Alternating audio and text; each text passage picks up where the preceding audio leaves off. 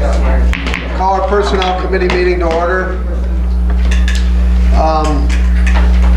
Discussion, privilege of the committee chair, committee members, legislators, discuss items of interest. Anyone? What I have, if no one else has anything, we had two resolutions previously. One that involved the DPW. They were sent to personnel from another committee. One involved the DPW seasonal employees and the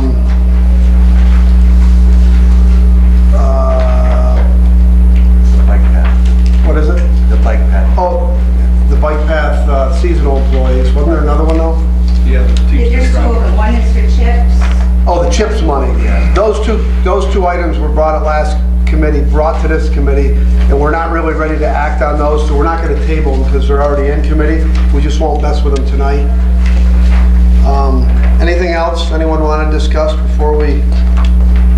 If not, the next 1, 2, 3, 4, 5 resolutions, items 2 through 6, are all resolutions in regards to the, can we get those doors shut? Unless they're coming in. The next resolution, Andy, shut that way. The next 5 items are resolutions in regard to the local law establishing the salaries. And what I would like to do, if I could, before we actually act on those resolutions, so everybody has a full understanding of what's happening, I would like Megan to just go through the timeline of what and how this works. Could you do that for us? Sure. So This applies to all those resolutions. So because these would be local laws changing the salaries of elected officials during their term of office, they're subject to permissive referendum. So that means that after they're voted on and after, if they are not vetoed by the county executive, there's a 45-day period for somebody to file a petition. So nothing can happen under that time. After that point in time, they're filed with the... Could you explain the petition? What's required with a petition, or it's a majority, it's a certain number of the electorate. Right, a certain number of people who voted in the last governor's election, gubernatorial, if you want to use the fancy word. A certain number of people who voted in that election would have to sign a petition, file it here, saying that they disagree, and go through that process. So if somebody filed a petition, then it would have to go to the voters to vote on if this would go through. If it doesn't, then after 45 days, we file it with the state. Once we get the proof of mailing back from the state that it's been filed, then the law is effective. Okay, and just for clarification purposes, because people have asked, these resolutions for this local law tonight would not be for retroactivity back to any point. The salaries would start Once it has been filed with the Secretary of State. okay, because that's been a question by a lot of people, would it go backwards? So, are there any questions that you have on the process? Anyone? All right, if not, we'll take a look at our first resolution. It's a resolution adopting local law number 4 of 2016. It's a local law establishing a salary schedule of various county officials, county legislature. It is in regards to county treasurer, and that item is at $80,000. So I look for a motion and a second for this local law from committee. I'll sponsor. Second. Okay, Roy and I sponsored and second. Is there a discussion? Wishes of the Personnel Committee to move it to the full board? Full board here. Bob, Joe, Duke is not here. Everybody good with that? Okay. The next item on the agenda is resolution adopting local law number 5 of 2016, local law establishing salary schedule of various county officials. In this instance, we are talking about the county clerk, and that salary revision is to $80,000. Needs a sponsor and a second. Joe? I'll second it. Can you second on committee now? Didn't we say we weren't going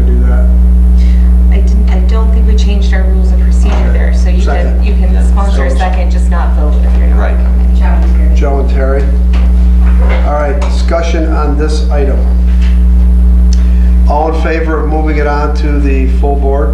Aye. Aye. Next item is resolution adopting local law number 6 of 2016, a local law establishing salary schedule of various county officials, county legislature. This is in regard to the sheriff position, and that salary is listed here at $105,000. Joe, I think you wanted to sponsor that, and I'll second it. Discussion? Moving on to the full board? Aye. Aye. That moves to the full board. Cheryl, are you on track? Yep. Okay, next item is a resolution adopting local law number 7 of 2016, a local law establishing the salary schedule of various county officials. This salary is for head coroner at $10,000. No sponsor, Chair. Roy, second. Bob, discussion? Move to the full board. Full board. Next resolution is resolution adopting local law 8 of 2016, a local law establishing salary schedule of various county officials. This is not the head coroner, it's the coroner, $9,500. Sponsor? I'll sponsor. Roy, second. Joe, just for transparency purposes, I think everybody knows that this is the position that my spouse currently holds. I'm going to refrain. I'm going to abstain from voting in committee because of that. Also going to abstain at the full board meeting. So I'd ask the other 3 members if they would like to move this forward. Full board. All right. That moves forward with me abstaining. Next item is, we're done with those. The next item we have is a resolution amending the budget for mandatory salary increase to the district attorney. Needs a sponsor in a second. Bob, second. I'll second. Roy, discussion.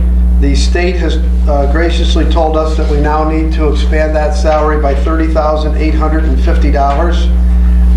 It's mandated, so the salary will go from $152,500 to $183,350.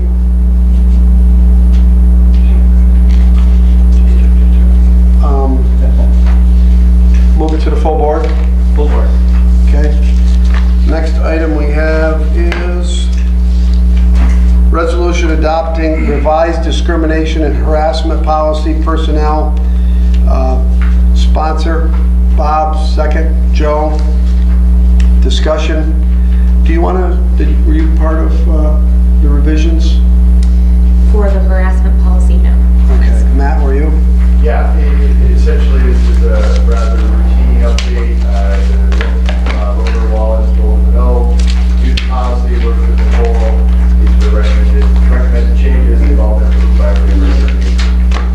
Okay. So I would look, we have a sponsor in a second, right?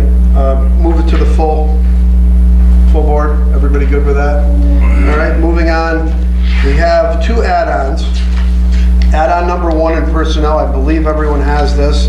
It's a resolution calling on the state of New York to fully reimburse the counties for the district attorney salary increases set by state senate, or set by the state. It's a sponsor. I'll sponsor. Martin and Bob will sponsor in second. Discussion. What this resolution does, it's a resolution we have been asked to submit, the Association of Counties Yeah. asked us to submit and endorse this resolution to have the counties not have to come up with the extra chump change to pay this $30,850 or whatever I said a minute ago, and to have the state reimburse that. Cheryl? I was just gonna say, Steve Aquario sent, President NICEAC sent an email out to all the clerks of the board asking us to have the legislature pass this resolution. They are actually going to be doing one themselves from NICEAC, but they're looking for the support of all the counties in the state.